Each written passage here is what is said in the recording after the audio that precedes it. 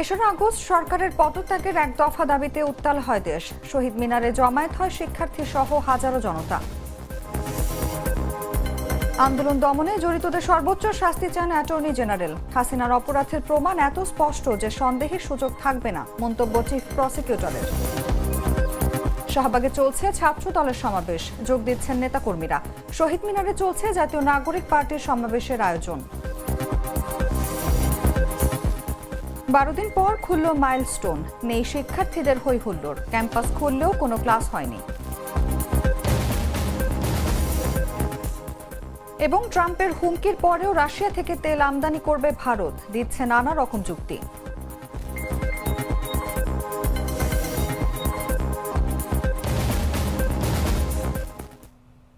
এতক্ষণ শুনছিলেন সংবাদ শিরোনাম। দর্শক আমন্ত্রণ দুপুর 3টার সংবাদে। সঙ্গে আছি আমি অনুভা বিশ্বাস। মশলা বদলে ফেলেছি, এবার আপনিও বদলে ফেলুন। একবার প্রাণ গুঁড়া মশলা ব্যবহার করেই দেখুন। চলে যাচ্ছে বিস্তারিত খবরে। 3রা আগস্ট সরকার পতনের এক দফা দাবিতে রাজপথে নামে শিক্ষার্থীরা। ঢাকা সহ রাজশাহী, চট্টগ্রাম, সিলেট, কুমিল্লা ও বগুড়ায় বিক্ষোভ, হামলা ও সংঘর্ষ। বিক্ষুব্ধ জনতার স্লোগানে প্রকম্পিত হয় শহরগুলো। আন্দোলনের নেতৃত্বে ঘোষণা আসে লং মার্চ টু ঢাকা কর্মসূচির।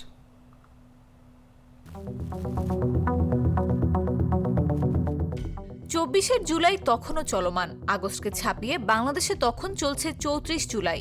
দ্রোহের আগুনে উত্তাল পুরো দেশ। প্রতিবাদের ভাষা তখন ছড়িয়ে গেছে গান, কবিতা, গ্রাফিতিতে। শহর তো বটেই, গ্রামগঞ্জের আনাচে কানাচেও জনমানুষের ক্ষোভের আগুন।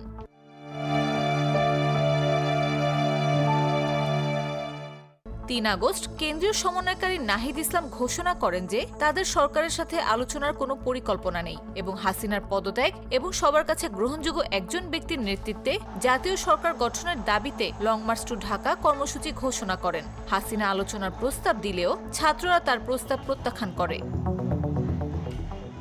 এদিন সরকারের পদত্যাগের এক দফা দাবিতে উত্তাল হয় গোটা দেশ। ঢাকায় কেন্দ্রীয় শহীদ মিনারে জমায়েত হন শিক্ষার্থী সহ হাজারো জনতা। বিকেলে নাহিদ শহীদ মিনারে সমবেত জনতার উদ্দেশ্যে শেখ হাসিনা ও তার মন্ত্রিসভার পদত্যাগের জন্য একক দাবি ঘোষণা করে এবং আহ্বান জানায়। এর আগে সকাল 10:30টার দিকে রাজশাহীর বিভিন্ন শিক্ষা প্রতিষ্ঠানের শিক্ষার্থীরা মিছিল করে রাজশাহী প্রকৌশলী ও প্রযুক্তি বিশ্ববিদ্যালয়ের সামনে জড়ো হয়ে স্লোগান দেয়। একক দাবিতে রাজপথে নামে শিক্ষার্থীরা। চট্টগ্রামে শিক্ষামন্ত্রী মহিবুল হাসান চৌধুরীর বাসায় হামলার ঘটনা ঘটে। এর আগে বিকেল 5:30টার দিকে লালখান বাজারে চট্টগ্রাম 10 আসনের সংসদ সদস্য মহিউদ্দিন বাচ্চুর কার্যালয়েও হামলা হয়। হামলার সময় অফিসে আগুন দেয়া হয়। অপর একটি ঘটনায় গাজীপুরের শ্রীপুরে পুলিশের সঙ্গে আন্দোলনরত শিক্ষার্থীদের সংঘর্ষে একজন নিহত হন। সিলেটে পুলিশের সঙ্গে ছাত্রছাত্রীদের সংঘর্ষে অন্তত শতাধিক মানুষ আহত হয়। এছাড়াও কুমিল্লার রেসকোর্সে ছাত্রলীগ, যুবলীগ ও স্বেচ্ছাসেবক লীগের নেতাকর্মীরা ছাত্র আন্দোলনের আন্দোলনকারীদের ওপর হামলা চালায় এবং শিক্ষার্থীদের ওপর প্রকাশ্যে গুলি চালায়। এতে 10 জন শিক্ষার্থী গুলিবিদ্ধ হয় এবং মোট 30 জন আহত হয়। বগুড়ায় আন্দোলনরত শিক্ষার্থীদের সঙ্গে পুলিশের দফায় দফায় সংঘর্ষের ঘটনা ঘটে। বিকেল 4টা থেকে সন্ধ্যা পর্যন্ত এই সংঘর্ষ চলে প্রায় 2 ঘন্টা। সংঘর্ষ চলাকালে পুলিশ কাঁদানে গ্যাসের shell, sound grenade, rubber bullet ও শটগানের রাউন্ড নিক্ষেপ করে। নগরীর সাতমাথা, সার্কিট হাউস মোড়, রোমেনা আফাজ রোড, কালীবাড়ি মোড়, বীর মুক্তিযোদ্ধা রেজাউল বাকি সড়ক, জেলখানা মোড় সহ বেশ কয়েকটি এলাকার রণক্ষেত্রে পরিণত হয়। এতে অন্তত 6 জন শিক্ষার্থী গুলিবিদ্ধ হন এবং আরও 50 জন শিক্ষার্থী আহত হন। নাফিস আব্দুল্লাহ, জাগো নিউজ। স্বৈরশাসক শেখ হাসিনার দীর্ঘ নির্যাতন আর শোষণের বিরুদ্ধে 2024 সালের জুলাইয়ে ছাত্র জনতার গর্জন ছিল এক ঐতিহাসিক আন্দোলনের সূচনা। 3রা আগস্ট কেন্দ্রীয় শহীদ মিনারে বিক্ষোভ সমাবেশে বৈষম্য বিরোধী ছাত্র আন্দোলন সরকার পতনের এক দফা দাবি তোলে। তীব্র আন্দোলন আর বিক্ষোভের মুখে 5ই আগস্ট পদত্যাগ করে দেশ ছেড়ে পালিয়ে যান শেখ হাসিনা। ইসমাইল সিরাজের বিশেষ রিপোর্ট।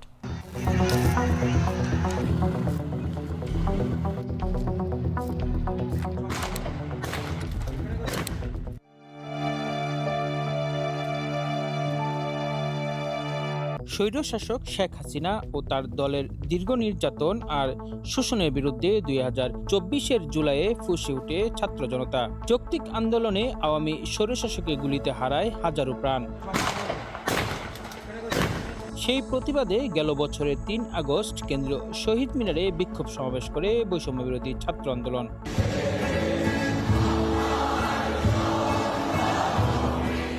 সেদিন বিকেলে নগরীর সব পথ যেন মিশে গিয়েছিল কেন্দ্রীয় শহীদ মিনারে।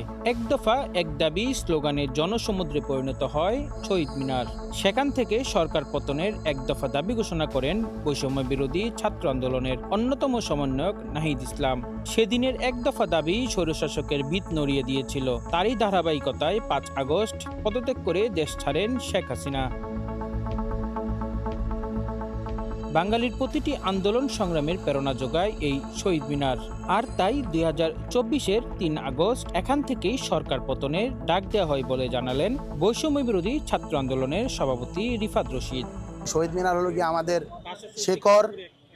শুধু আমরা ভাষা শহীদ বলবো না, যে ভাষা আন্দোলন সেটা তো আসলে ওই যে 48-এ এই জিন্নার ঘোষণা এবং তার পরবর্তীতে আসা একটা মুভমেন্ট, সেটা না। এইটা আসলে দীর্ঘ 200-300 বছর ধরে তৈরি হয়েছে। পলাশের প্রান্তরে হলো গিয়া নবাব সিরাজউদ্দৌলার পতনের পর থেকে শুরু করে আমাদের যে লড়াই, সিপাহী বিদ্রোহ থেকে শুরু করে পরবর্তী যতগুলোই রয়েছে, প্রত্যেকটা জায়গাতে আমরা দেখতে পেয়েছি এই যে আমাদের একটা নিজস্ব ভূখণ্ড, নিজস্বতা, নিজস্ব যে একটা জাতীয়তাবাদী ধারণা, সেই ধারণার উপর ভিত্তি করে আসলে 52টা ঘটেছে। সুতরাং 52টা আসলে আমাদের দীর্ঘদিনের ঐতিহাসিক যে পথযাত্রা, সেই পথযাত্রার প্রতীক। এবং তার ভিত্তিতে যেহেতু শহীদ মিনার নির্মাণ করা হয়েছে সেই শহীদদের স্মরণে, তাই যে কোনো শহীদ যারা এই ভূখণ্ডের জন্য জীবন দিয়েছে তাদের সাথে আমরা আসলে এই শহীদ মিনারকে রিলেট করতে পারি এবং সেই জন্যই শহীদ মিনারকে আসলে বেছে নিই। 52 সালের ভাষা শহীদরা 144 ধারা ভঙ্গ করে পুলিশের গুলিতে জীবন দিয়েছেন। 24-এও কোটা সংস্কারের জন্য 144 ধারা ভঙ্গ করে জীবন দিতে হয় ছাত্র জনতাকে। বাঙালির ইতিহাসে এই শহীদ মিনারের গুরুত্ব যে অপরিসীম তা 2024-এর 3 আগস্ট আবারও প্রমাণ করে ছাত্র জনতা। বাংলাদেশের যত আন্দোলন সংগ্রাম, যতগুলো মুভমেন্ট হয়েছে কিংবা বৈপ্লবিক একটা ঘটনা ছিল বাংলাদেশের যতগুলো, সেই সবগুলো ঘটনার ক্ষেত্রেই কিন্তু শহীদ মিনার একটা উল্লেখযোগ্য অংশ ছিল। এবং শহীদ মিনারকে কেন্দ্র করে আমরা নানা ধরনের কর্মসূচি, নানা ধরনের মিছিল, মিটিং, প্রোগ্রাম করেছি। কেননা এই শহীদ মিনারে যেখানে শহীদের রক্তে আমাদেরকে অন্যায়ের বিরুদ্ধে আপোষহীন থাকার একটা শিক্ষা দিয়েছে, অন্যায়ের বিরুদ্ধে প্রতিবাদী কণ্ঠ সোচ্চার করার একটা শিক্ষা দিয়েছে, এই শহীদ মিনার থেকে আসলে আমরা এই শক্তিগুলো পাই। এবং এইখানে আমাদের বলা চলে যে আমাদের অন্যতম শক্তির বাতিঘর হিসেবে আমরা দেখি আমাদের এই শহীদ মিনার। শোষণ আর নির্যাতনের বিরুদ্ধে আন্দোলন সংগ্রামে জাতিকে উজ্জীবিত করে 52-র ভাষা আন্দোলন। বুকের তাজা রক্ত দিয়ে বাঙালি অর্জন করে মাতৃভাষার অধিকার। ভাষা শহীদদের স্মৃতি রক্ষায় নির্মিত শহীদ মিনার হয়ে উঠেছে বাঙালির জাতীয় সত্তার প্রতীক। ইসমাইল সিরাজি, জাগো নিউজ, ঢাকা। জুলাই আগস্টে বৈষম্য বিরোধী আন্দোলন দমনে সংগঠিত মানবতা বিরোধী অপরাধের সঙ্গে জড়িত সবার সর্বোচ্চ শাস্তি দাবি জানিয়েছেন রাষ্ট্রের প্রধান আইন কর্মকর্তা মোহাম্মদ আসাদুজ্জামান।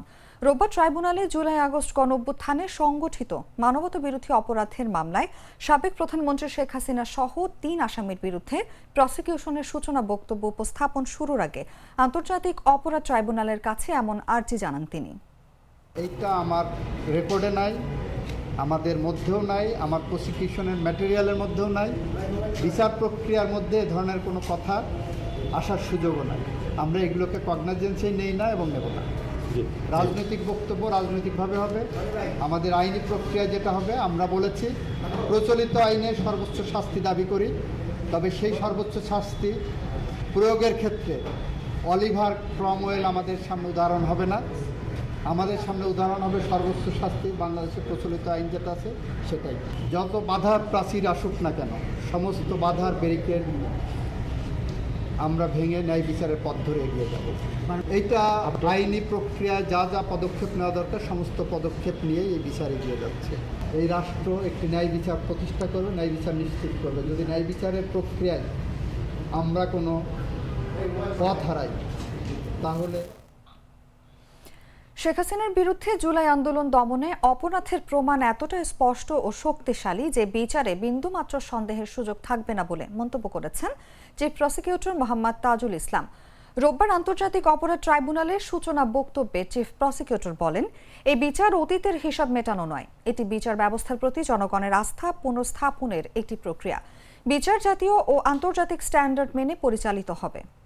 মাননীয় ট্রাইব্যুনাল, আমি আজ এই মর্যাদাপূর্ণ ট্রাইব্যুনালের সম্মুখে দাঁড়িয়েছি একজন চিফ প্রসিকিউটর এবং রাষ্ট্রপক্ষের প্রধান আইনজীবী হিসেবে। বাংলাদেশের জনগণের পক্ষে কথা বলার গুরু দায়িত্ব আমার প্রতি অর্পিত হয়েছে। এই দায়িত্ব আমি কেবল আইনের সীমারেখায় নয়, নৈতিকতার দায়বদ্ধতায় পরিচালিত, যেখানে আমার কর্তব্য হলো ভুক্তভোগীদের উপর সংঘটিত অপরাধের বিবরণ তুলে ধরা এবং যে মহান উদ্দেশ্যে জুলাই বিপ্লব সংঘটিত হয়েছে তা রক্ষা করা। এই দায়িত্ব পালনে আমাকে সাহায্য করেছেন একদল নিবেদিত প্রাণ প্রসিকিউটর এবং তদন্তকারীরা, এবং আমাদের শক্তি জুগিয়েছেন সেই সব ভুক্তভোগীরা এবং তাদের পরিবারবর্গ। আজ আমরা সেই সব তথ্য প্রমাণ এই মহান আদালতে তুলে ধরব, যেগুলো প্রমাণ করবে যে এই ঘটনাগুলো কোনো বিশৃঙ্খলার অন্ধকারে নয়, বরং পরিকল্পিতভাবে এবং সুনির্দিষ্ট লক্ষ্যে সংগঠিত হয়েছিল, যা আমাদের স্বপ্নগুলোকে ছিন্ন ভিন্ন করেছে, অগণিত প্রাণ কেড়ে নিয়েছে এবং এমন এক পথ তৈরি করেছে যার প্রতিচ্ছবি প্রজন্মের পর প্রজন্ম ধরে দৃশ্যমান হবে। বিচার চলাকালে আমরা প্রমাণ করব যে আসামিরা তাদের কার্যকলাপের মাধ্যমে এমন ভয়াবহ অপরাধ সংগঠিত করেছে যা বিশ্ব বিবেককে নাড়া দিয়েছে। আমাদের গুরু দায়িত্ব হলো এই অপরাধের জবাবদিহিতা নিশ্চিত করা এবং আগামী প্রজন্মের জন্য ন্যায়ভিত্তিক এক নিরাপদ ভবিষ্যৎ রচনা করা। এই ট্রাইব্যুনাল, বিশেষত এই বিচার প্রক্রিয়া, কেবল একটি আইনি বিরোধ নিষ্পত্তির মধ্যেই সীমাবদ্ধ নয়। এটি ধারণ করছে ন্যায় বিচারের জন্য এক জাতির আকাঙ্ক্ষা, পদদলিত অধিকার পুনঃপ্রতিষ্ঠার প্রত্যাশা এবং গোটা বিশ্বকে দেখিয়ে দেওয়ার দায়িত্ব যে বাংলাদেশ আইনের শাসন প্রতিষ্ঠায় বদ্ধপরিকর। আমরা আজ এমন এক বিচারের সূচনায় দাঁড়িয়ে আছি যা অত্যন্ত গুরুতর এবং ঐতিহাসিকভাবে তাৎপর্যপূর্ণ। এটি এমন একটি মামলা যা আমাদের জাতির বিবেক ও বিশ্ব মানবতার মনে প্রজন্মের পর প্রজন্ম ধরে অনুরণিত হবে। 3 জন আসামির বিরুদ্ধে এই বিচার অতীতের হিসাব নিকাশ নয়, বরং ন্যায় বিচার, আইনের শাসন, মৌলিক মানবাধিকার সুরক্ষার প্রতি আমাদের সম্মিলিত। রাজধানীর শাহবাগে চলছে জাতীয়তাবাদী ছাত্রদলের সমাবেশ। জুলাই অভ্যুত্থানের বর্ষপূর্তি উপলক্ষে আয়োজিত এই সমাবেশে এরই মধ্যে যোগ দিয়েছেন সংগঠনটির নেতাকর্মীরা। রোববার দুপুর 2টায় সমাবেশ শুরু হওয়ার কথা থাকলেও সকাল থেকে সমাবেশ স্থলে আসতে শুরু করে ছাত্রদলের বিভিন্ন জেলা ও মহানগর ইউনিট। সমাবেশের জন্য শাহবাগ মোড়ে মঞ্চ নির্মাণ করা হয়েছে। অনুষ্ঠানে ভার্চুয়ালি যোগ দিয়ে বক্তব্য দেবেন বিএনপির ভারপ্রাপ্ত চেয়ারম্যান তারেক রহমান। ছাত্রদলের নেতাদের দাবি, এই সমাবেশ গণতন্ত্র পুনরুদ্ধারে তাদের লড়াইয়ের একটি প্রতীক। শান্তিপূর্ণভাবে দাবি তুলে ধরতেই আজকের এই আয়োজন। সমাবেশ সফল করতে সার্বিক প্রস্তুতি নেওয়া হয়েছে বলে ছাত্রদলের তরফে জানানো হয়েছে।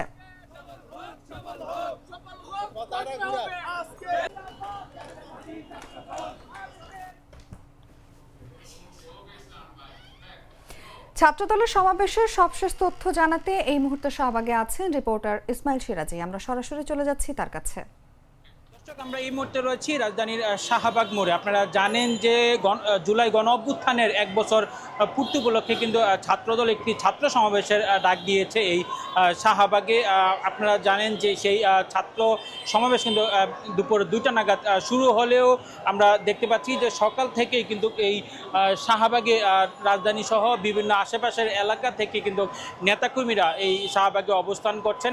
শাহবাগে যদি আরেকটি বিষয় বলি, এই শাহবাগে কিন্তু যান চলাচল পুরোপুরি এই মুহূর্তে বন্ধ আছে। তবে ট্রাফিক বিভাগ থেকে বিকল্প যে সড়কগুলো রয়েছে সেই সড়কগুলো কিন্তু ব্যবহার করতে বলা হয়েছে। এখন পর্যন্ত কিন্তু এই সমাবেশের আনুষ্ঠানিকতা শুরু হয়নি। তবে ছাত্রদল সূত্র জানিয়েছে যে বেলা 2টা নাগাদ কিন্তু এই ছাত্র সমাবেশ শুরু হবে। যেই ছাত্র সমাবেশে প্রধান অতিথি হিসাবে থাকবেন বিএনপির ভারপ্রাপ্ত চেয়ারম্যান জনাব তারেক রহমান এবং প্রধান অতিথি হিসাবে থাকবেন মির্জা ফখরুল ইসলাম আলমগীর। দর্শক, এই ছিল রাজধানীর শাহবাগে। নতুন বাংলাদেশের ইশতেহার ঘোষণার জন্য কেন্দ্রীয় শহীদ মিনারে সমাবেশের আয়োজন করেছে জাতীয় নাগরিক পার্টি। রোববার বিকেল 4টায় এই সমাবেশ শুরু হবে। সমাবেশ ঘিরে নেওয়া হয়েছে বাড়তি নিরাপত্তা। এই সমাবেশে নতুন বাংলাদেশ কেমন হবে তার রূপরেখা তুলে ধরে 24টি পয়েন্ট বা ইশতেহার ঘোষণা করা হবে, যেখানে পররাষ্ট্রনীতি, খাদ্য, শিক্ষা, স্বাস্থ্য, অর্থনীতি, কিভাবে দুর্নীতিমুক্ত বাংলাদেশ গড়ে তোলা হবে, প্রবাসীদের নিয়ে দলটির পরিকল্পনা, নগরায়ন, আর্টিফিশিয়াল ইন্টেলিজেন্স, এই সব কিছু নিয়ে দলটির পরিকল্পনা ইশতেহারে তুলে ধরা হবে।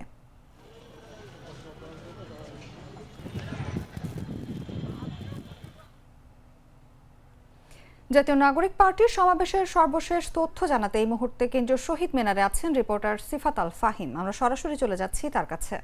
নতুন বাংলাদেশের ইশতেহার ঘোষণাকে কেন্দ্র করে রাজধানীর কেন্দ্রীয় শহীদ মিনারে মহাসমাবেশের আয়োজন করেছে এনসিপি এবং আজকে দুপুর থেকেই রাজধানীর কেন্দ্রীয় এই শহীদ মিনারটিতে এনসিপির বিভিন্ন পর্যায়ে যা নেতাকর্মীরা রয়েছেন তারা আসতে শুরু করছেন। যদি একটু জানিয়ে রাখি, বিকাল 4টা নাগাদ রাজধানীর এই কেন্দ্রীয় শহীদ মিনারেই অনুষ্ঠিত হবে জাতীয় নাগরিক পার্টি এনসিপির মহাসমাবেশ এবং তাদের এই মহাসমাবেশকে ঘিরে রাজধানীর বিভিন্ন জায়গা থেকে তাদের যে নেতাকর্মীরা তারা ইতিমধ্যে আসতে শুরু করেছেন এবং আমরা যতটুকু জানতে পেরেছি শহীদ মিনারে এই সমাবেশে নতুন বাংলাদেশ কেমন হবে তার রূপরেখা তুলে দেওয়া হবে 24টি পয়েন্টে এবং ইশতেহার ঘোষণা করা হতে পারে বলে আমরা জেনেছি, যেখানে পররাষ্ট্রনীতি, খাদ্য, শিক্ষা, স্বাস্থ্য, অর্থনীতি, পলিসি, কীভাবে দুর্নীতিমুক্ত বাংলাদেশ গড়ে তোলা হবে এবং প্রবাসীদের নিয়ে দলটির পরিকল্পনা, নগরায়ন, আর্টিফিশিয়াল ইন্টেলিজেন্স এবং অনেক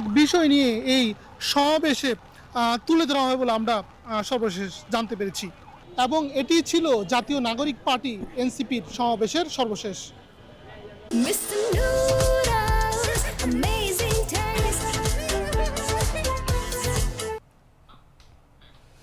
বিমান বিধ্বস্তের 12 দিন পর রোববার খুলেছে ঢাকার উত্তরার মাইলস্টোন স্কুল অ্যান্ড কলেজ। নবম থেকে দ্বাদশ শ্রেণীর কিছু শিক্ষার্থী ও অভিভাবক ক্যাম্পাসে এসেছেন, কিন্তু নেই আগের সেই হই হুল্লোড়, চারদিকে নিস্তব্ধতা। এদিকে ক্যাম্পাস খুললেও কোনো ক্লাস হয়নি। সকাল 9টা থেকে শিক্ষার্থী ও অভিভাবকরা মাইলস্টোন ক্যাম্পাসে আসতে শুরু করেন। বেলা 11টার দিকে স্মরণ সভা ও দোয়া মাহফিল হয় প্রতিষ্ঠানটিতে। সভা ও দোয়া মাহফিল শেষে শিক্ষার্থীদের সঙ্গে শিক্ষকরা কুশল বিনিময় করেন, আবার কেউ কাউন্সেলিং সেন্টারে যান। মাইলস্টোন কলেজের জনসংযোগ কর্মকর্তা শাহ বুলবুল জানান, শিক্ষার্থীরা যেন ধীরে ধীরে স্বাভাবিক জীবনে ফিরতে পারে, এই জন্যই সীমিত পরিসরে ক্যাম্পাস খুলে দেওয়ার সিদ্ধান্ত নেওয়া হয়েছে।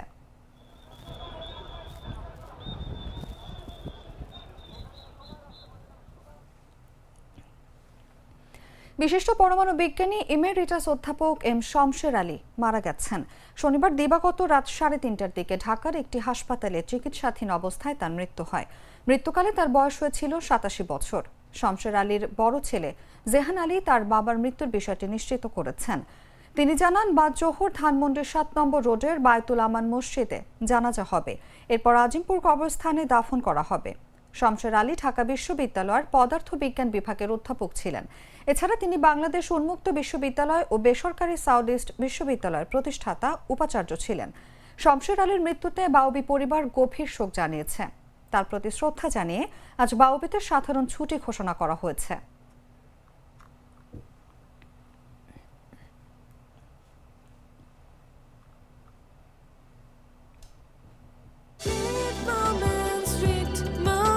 Treat chocolate. Treat moment. Sweet moment. জানাবো আন্তর্জাতিক সংবাদ।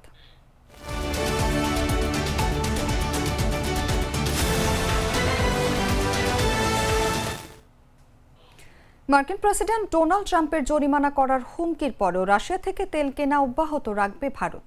শনিবার নাম প্রকাশে অনিচ্ছুক ভারত সরকারের দুটি সূত্র রয়টার্সকে এই তথ্য জানিয়েছে। এর আগে শুক্রবার ট্রাম্প সাংবাদিকদের বলেছিলেন তিনি শুনেছেন ভারত আর রাশিয়া থেকে তেল কিনবে না, কিন্তু ভারতীয় সূত্রগুলো বলছে এখনই এই বিষয়ে কোনো পরিবর্তন আসছে না, অর্থাৎ রাশিয়া থেকে ভারতের তেল কেনা বন্ধ হচ্ছে না। একটি সূত্র বলছে এগুলো দীর্ঘমেয়াদী তেল চুক্তি, এগুলো এমন কিছু না যে চাইলেই তা রাতারাতি বন্ধ করে দেওয়া যাবে। ভারত যে রাশিয়া থেকে তেল কিনছে তার যৌক্তিকতা তুলে ধরে আরেক কর্মকর্তা বলেন, রাশিয়া থেকে ভারতের তেল আমদানির ফলে বৈশ্বিক তেলের দাম হঠাৎ বেড়ে যাওয়া ঠেকানো সম্ভব হয়েছে। পশ্চিমা দেশগুলোর নিষেধাজ্ঞার পরও বিশ্ববাজারে তেলের দাম তুলনামূলকভাবে স্থিতিশীল রয়েছে।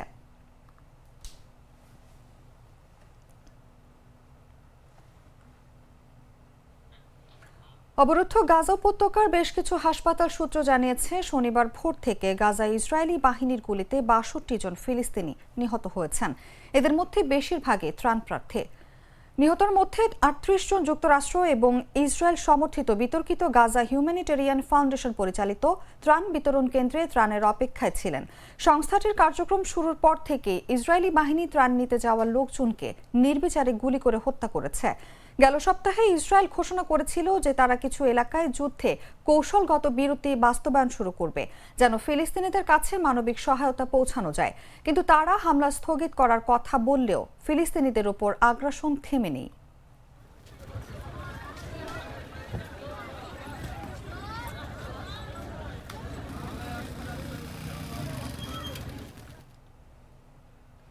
আবারও ইয়েমেন থেকে ইসরায়েলে ক্ষেপণাস্ত্র হামলা চালানো হয়েছে।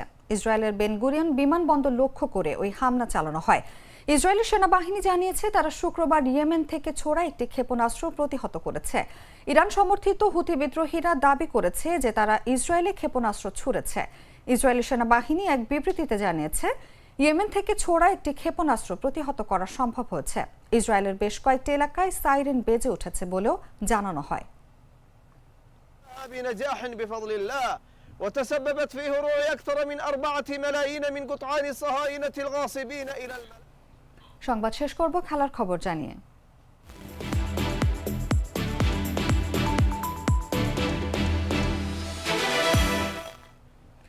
ওয়ার্ল্ড চ্যাম্পিয়নশিপ অব লেজেন্ডস থেকে আজীবনের জন্য নাম প্রত্যাহার করে নিয়েছে পাকিস্তান ক্রিকেট বোর্ড। টুর্নামেন্টের সদ্য সমাপ্ত আসরে পাকিস্তান চ্যাম্পিয়ন্সের বিপক্ষে ভারত চ্যাম্পিয়ন্সের 2টি ম্যাচ বয়কটের প্রতিবাদে কঠোর এই সিদ্ধান্ত নিয়েছে সংস্থাটি।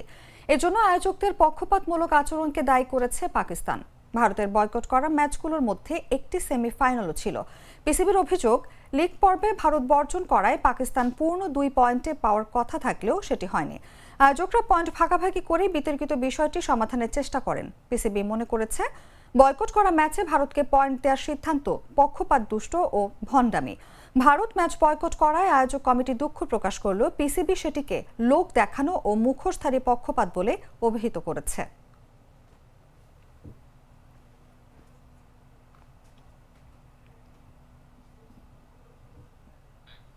সংবাদ শেষ করার আগে শিরোনামগুলো জানিয়ে দিচ্ছি আরেকবার।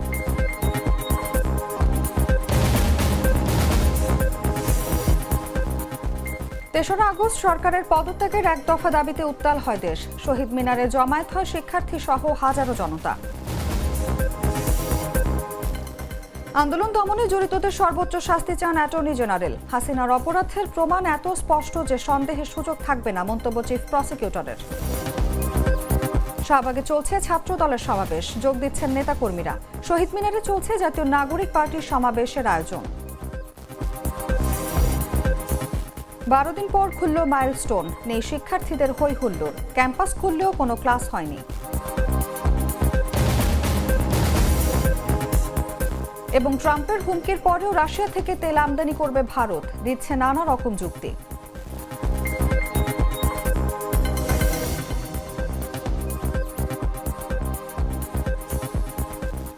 দর্শক, এই ছিল এখনকার মতো। এরপর বিকেল 5টায় দেখবেন দেশজুড়ে সংবাদ। প্রতি মুহূর্তে সর্বশেষ খবর জানতে ভিজিট করুন jagonews24.com। ফলো করুন আমাদের ভেরিফাইড ফেসবুক পেজ এবং সাবস্ক্রাইব করুন জাগো নিউজের ইউটিউব চ্যানেল। ধন্যবাদ এতক্ষণ সাথে থাকার জন্য।